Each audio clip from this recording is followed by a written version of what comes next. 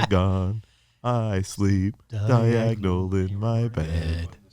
Because my college roommates used to listen to that shit incessantly. That's pretty funny. That's a funny lyric. That's funny. I sound and then start weird in the microphone. Not really into You it. do what? Yeah, and just be like, like, oh, hi. Peter, thank you, by the way. Yeah. We're learning how to do this. Yeah. And I appreciate you. Not wanting to do it, but doing it anyway. Yeah. Sick. Wait till we get stupid fucking Lucan on this show. Lucan will go for hours. Oh This is my why I God. don't want to do this, is because like he'll be so good at it, and then we'll watch my back at mine, and it will not be good. Yo, are you throwing down beats over there? Is that like fucking DJ stuff? I know. Is it? I think it is. Yeah, Yo, can Evan we- does actually make beats. Can we make a beat? Can we do this all to a beat? Yeah, of course. You can always drop in. What up? How's everyone doing? Here at the official first episode of the Tales from the Temple of Doom, which is Do you need to do that again from the top? no. No, I like have the natural Okay, the natural flow of things. Cool. Let's to interrupt the natural flow. Do you want me to look at the camera? Okay, beautiful. All right. You can if you want, but just very natural, like just chat. It's pretty hard Yeah. to mess up. So here at the studio, Temple of Doom Studios. He's gonna keep looking at the camera like Jim does in The Office. Like that's actually a inside joke with Peter and I. He does that every time I go to film him work. He gives me a Dwight look back. I like to fuck up the feed. But I can't thank Peter Muller. It's pronounced Muller. A lot of people mispronounce his last name. That's part of my podcast, I feel, here, is to also help people pronunciate the correct pronunciation of certain things. Like This is Rosie. I've been called Rookie, Floozy, Boozy, Rosie, Razzle, Rozzle, Roxy, all of it. I've heard all of it. But Peter is here with Voorhees, who will be Rizzo. And he's here with Voorhees. That's our show, actually, we have on Saturday. So it was perfect timing to start this whole podcast, and couldn't be more stoked to have the official first guest as with Peter Muller. And I'll ask him some questions about his history and getting into glass. He's also a sick drummer. We're getting into that. He's like toured playing around the world, actually. His daughter's a dope musician. You got to go follow as well. You played Europe. That's part of the world. Did I? Did you? No. Damn, I lied. See, that's what this is all for. So, yeah, thanks for being here. We should get to the bottom of all your lies in no time. You're welcome. So, Glad to be here. how long you been on the torch? The torch. About 12 years, I believe, I've been flame working. And you did soft glass before that? Yes. Yep. So, For about 13 years. damn. So, long time. Long time. And what Mucho melting. what exactly got you into the soft glass? The soft glass. Well, for my teenage years, as you mentioned, I was a drummer. I wanted to be a musician, professional musician. And in my when I hit about 19, 20, I did get the opportunity to tour as a supporting act drummer for a female vocalist. And towards the end of that year, I realized it wasn't exactly what I wanted in life. And so I basically ended up working on a farm part-time, and also working in my dad's gallery in Northampton, Massachusetts, that represented artists making everything from, I feel like my mic just dropped out. Nope. Sorry. So he represented every artist that made leather, ceramics, and then eventually glass. So I went to work just retail, selling American craft there, and a glassblower came in named Tim Burke, and he was working at a place called Lunt Silversmiths in Greenfield, Massachusetts, and he had like an order come in for about 3,000 glass snowmen, and he just needed people to bring bits of glass to sling onto those snowmen to fill these orders. And he said, I just want to put the word out there. I could use somebody, and I just volunteered to give that a whirl.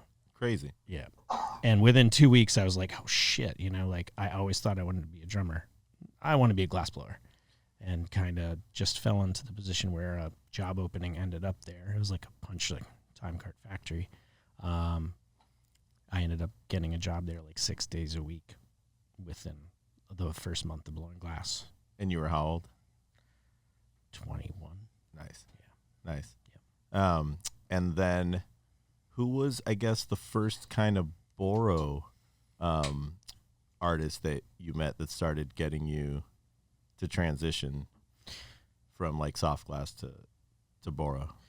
Well, in the mid 2000s, I was doing craft shows, and I was at one, and a young, probably 19 or 20-year-old Joe Peters walked into my booth, and we hit it off, and he was checking out my work, and the next day he came back with like a miniature of one of my pieces. I was like, that's a little weird. You made a little doll? Yeah.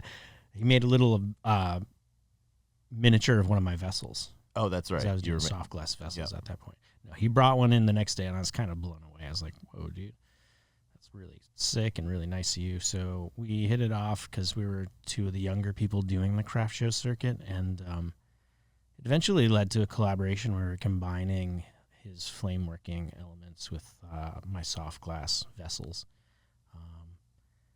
And then it was when he was transitioning to a pipe maker, and I started to get exposed to all these guys coming through the studio, meaning Elbow, Coil. Were you so many people? Were you already smoking weed? Yeah. Sweet. Yeah. I smoked weed as the young drummer. Yeah. Perfect. Yeah. I mean, the first bong I ever made was actually out of Mr. Potato Head. Oh, nice. Yeah. a and plastic like Mr. Potato Head. Yeah, it tasted terrible. Yeah, I mean, but function on point. That's awesome.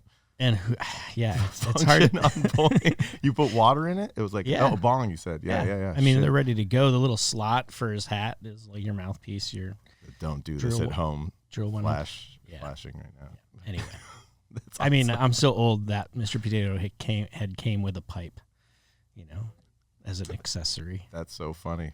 The And little Sherlock. And I used to like have that thing in my mouth all the time. There's like a childhood picture my parents have of me with like a pipe sitting in a rocking chair. Had like 4. But you were saying, so Joe at the same time had found pipe making in the Boro. Yeah, and so he started making pipes, and more pipe makers started coming through. He was in at that time renting studio space for me in Vermont, and I just really got intrigued with what they were doing and how much fun they were having, and also just the idea of working on a sculpture for several hours and being able to walk away from it and go back and work more on it. All the detail they were getting, I had to do it. So, and it was right on my doorstep. This was all happening. So I was getting like this amazing crash course because he'd have these great guests come through, and I could just go sit and watch. And I already had the knowledge of how glass moved when it was hot. It was just like kind of relearning the rules, retraining new muscle memory. Mm-hmm. Yeah. That's cool. Did I answer your question? I don't even know. I think so. Yeah, I'm trying to think of what else I was going to ask you, because you'll edit this as well too. So, wait, what was I? So, oh yeah.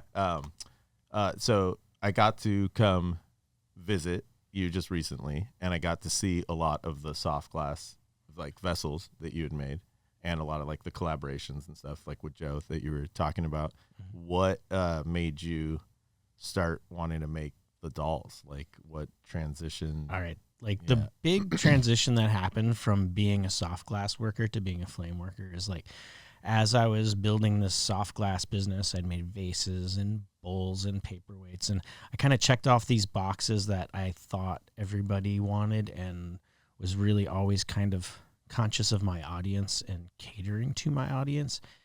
And so in '08, when the market for that kind of fell apart for me, I didn't have an audience. I had a newborn. I had a new studio to pay for. And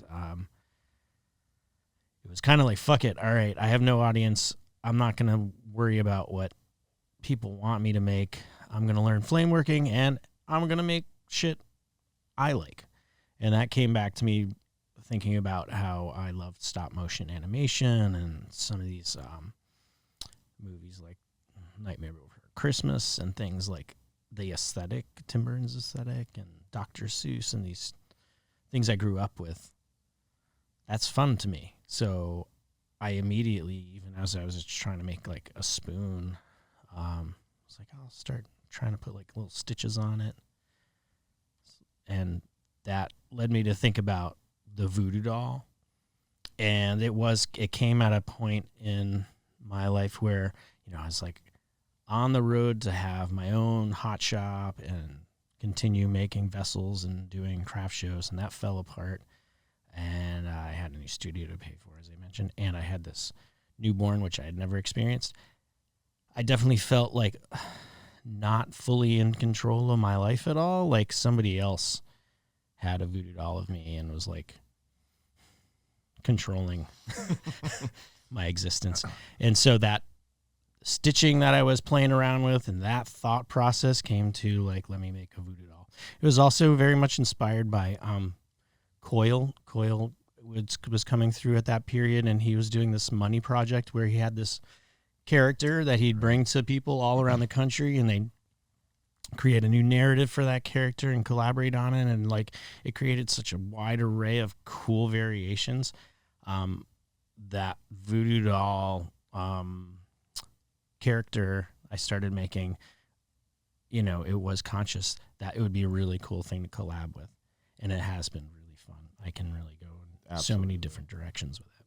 That's very cool. And then if people don't know, a lot of Peter's work is sandblasted after, which is with like a high pressure sandblasting. Like you could even Google it.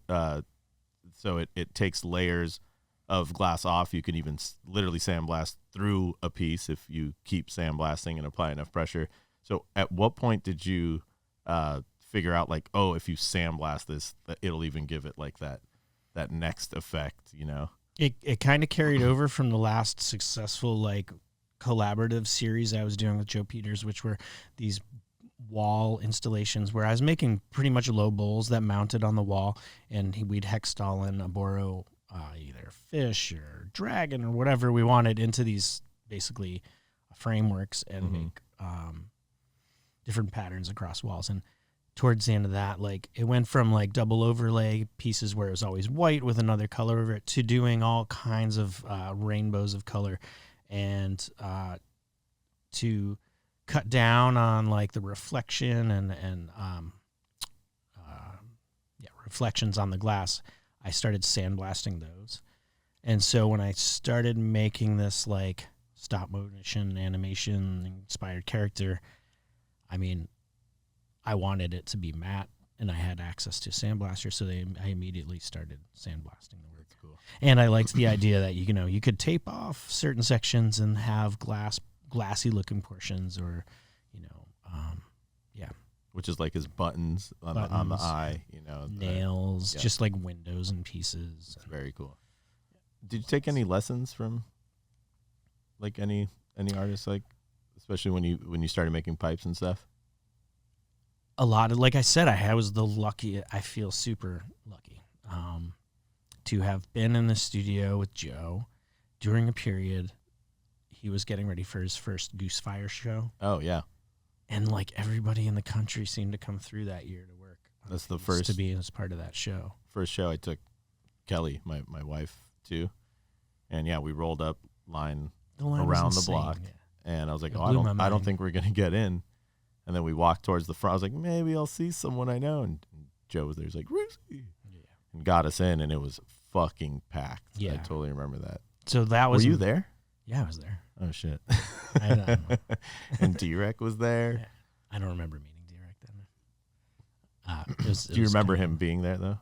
No. Okay. That's surprising. Why are you? Was he a real present? Oh, always, always. No, so like that was that. That's what I can like my edge. So I had the building blocks of knowing how glass worked from 12 years or 13 years of soft glass, working for other glass blowers all around my region, doing goblet work, sculptural work, vessels. So then when you have the hand skills and the knowledge of how glass heats and moves and cools, you get a lot out of watching other glass blowers. So Absolutely. anytime my kid was napping and there was a guest in there working with Joe, or if Joe was just working alone, I would definitely just go chill and watch. That's and then awesome. just try. I just, I had at that point I was so feeling lost with my career path. There was nothing to lose, so I just said, fuck it. And honestly, that birthed a lot of the detail work I do, is like cracking a piece and fixing it. And like, there's this line across this bubble. I know it's stable, but well, I'll put a stitch on it, or I'll put a Band-Aid on it, or I'll put a patch on it. And like and then all that stuff became like my arsenal of, I got to reword this and edit this, became like my palette to work with, my little bunch of embellishments I can use on pieces. That's cool. That's a great way to, not They're fight the just glass not and no work longer with it. hiding a bunch of cracks and shit anymore. Yeah. They just look really cool. No, but yeah, it's how you learn to work with the glass, Yeah. and it creates new ideas to do it the right way without cracking it and making it also still look like that, right? Yeah. Yeah. So And it was like a really intentional thing so all my soft glass work was very Venetian, very symmetrical, very clean, no bubble, this. I needed to like do the antithesis of that. yeah, It was very calming to like, the earliest pieces are super loose. When I get them back to repair them, it's like, this thing looks like a pillow, like spilling, I don't know. Yeah. I don't know how to describe it. It's just really loose. But cool. It Yeah, totally yeah. works. That's awesome. Couldn't do it again. How did you meet Sam Lyons? That's always like, So Sam grew up in southern Vermont, and the first time I met him, I was teaching a soft glass class at Snow Farm in Western Mass. He came and took like a mixed generation weekend. His mom was in one class, and he was in my class. So we met there, and he was like, I want to make a bong. I was like, you should have signed up for the flame working class, not the furnace working class. And I recommended he take a class with Joe Peters if he teaches there, and I think he either did. I think he connected with him. But then years later he was working for Joe Peters, and working and renting in my studio. But my favorite story to tell is like, Sam's done really, really well. I'm super proud of him. And I feel like I'd never imagined I'd do as well as I have. And there was this one point where I still remember Sam showing me a dabber he made, and what he was doing is just packing my groceries at this little place that sold dented and out-of-date food for cheap. So, in Vermont. In Vermont, Yeah. Dottie's. Oh, that's And- hilarious. Yeah, we talk about it every now and then when we get together. It's like, see, holy shit. Done all right. Yeah. Yeah. You both have So psyched for him. definitely built such a brand, and like a whole amazing career out of it. So, Still going. Tell us where you're like working nowadays, and oh yeah. maybe Yep. shop mates, if anything. I have a bunch of shopmates today. Much to my chagrin. No. I am currently working in southern Vermont, back in my home studio in Guilford, Vermont. There were a couple of years there I spent in Boulder, Colorado with my family, but Vermont is my home, and I'm so happy to be back there. I just Plugging got to visit, and it's so beautiful. The location, your home, and then the studio separate, but just the feng shui. The chocolate and milk. The chocolate milk. So far, it's the best chocolate milk I've had in the nation. I'm starting a thing like Lombardo, where I just go around trying all the chocolate milks around the country instead of pizza, but also the pizza. So far, Vermont's number one. Bring your lactate. Yeah. But again, the studio's got his drum set up. Peter's daughter plays music. Can we give that a plug? Emily Margaret Band On Instagram. She's Emily Margaret Music on Instagram. She's a talented artist, Singer-songwriter. Yes. She's still 17. 17. And already getting gigs. And yeah, Peter just comes from a beautifully talented family. So yeah, so special to have you here. Yeah, awesome. Anything else? Oh yeah. Oh yeah, and this might be released later.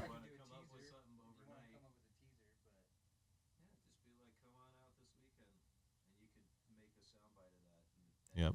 Yeah, like I gave it to you like before, like on Friday or something. Yeah. Just to like tease like this For show, sure. Like I did with the PuffCon thing. You know what I mean? Totally. Hey, bitches, come on out to the show this weekend. It's going to be the shit.